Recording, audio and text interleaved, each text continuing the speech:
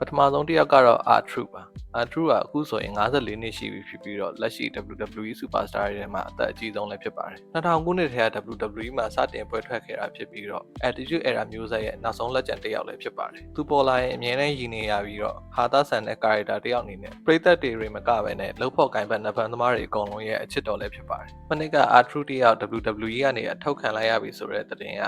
WWE ပရိသတ်တွေမကပဲနဗန်သမားတွေကိုပါအကြီးအကျယ်အောင်ဩစီခဲ့ပြီးတော့ internet တစ်ခုလုံးမှာဝေယုံသုံးကဖြစ်သွားတဲ့အထိဖြစ်ခဲ့ပါတယ်။အဲဒီတော့ R-Truth ကတကယ်ထုတ်ခံလိုက်ရတာဖြစ်ပြီးတော့စက်တိုက်ထားတာမဟုတ်ဘူးဆိုတဲ့အကြောင်းတွေကိုလည်း WWE ရဲ့ Unreal ရဲ့ Season 2မှာပါလာခဲ့ပါပြီ။ဒီလိုလုပ်ရမျိုး WWE ပရိသတ်တွေကလုံးဝလက်မခံမဲနဲ့တင်းကျပ်ပြန်တောင်းဆိုတာကြောင့် WWE ဘက်ကနေ R-Truth ကိုပြန်ခေါ်ခဲ့ရတာဖြစ်ပါတယ်။ R-Truth ထုတ်ခံလိုက်ရတယ်ဆိုတာလည်းအဓိကကတော့သူ့ရဲ့အသက်အရွယ်အကြောင်းပဲဖြစ်ပြီးတော့ဒီလိုအသက်ကြီးနေပြီဖြစ်တဲ့နဗန်သမားတယောက်ကို WWE ဘက်ကလည်းစီးပွားရေးအနေနဲ့ကြည့်ရင်တော့ဆက်ပြီးတော့စာချုပ်ချုပ်ချင်တော့မှာမဟုတ်ပါဘူး။ဒါမှမဟုတ်လည်းပြန်ပေါ်လာတဲ့လောက်ကွက်သိမ့်မရပဲနဲ့ R-Truth ရဲ့ WWE မှာပါဝင်တဲ့အခမ်းကဏ္ဍတပြေးပြေးနဲ့မိမ့်မိန်လာခဲ့ပါပြီ။အခုဆိုရင်လည်း WWE ကသူတို့ရဲ့ main comedy character နေရာကို R-Truth နေရာမှာ Dan Housen နဲ့အစားထိုးဖို့လုပ်နေတာကိုတွေ့ရမှာပါ။ဒါတွေကြောင့်မကြခင်မှာ R-Truth တယောက် WWE ကနေအနားယူတော့မယ်လို့ထင်မိတာဖြစ်ပြီးတော့သူ့ရဲ့နောက်ဆုံးပြိုင်ဘက်ကဘယ်သူဖြစ်မလဲဆိုတာကိုလည်း comment ထဲမှာကိုယ့်ရဲ့အမြင်တွေကိုရေးပေးခဲ့ကြပါ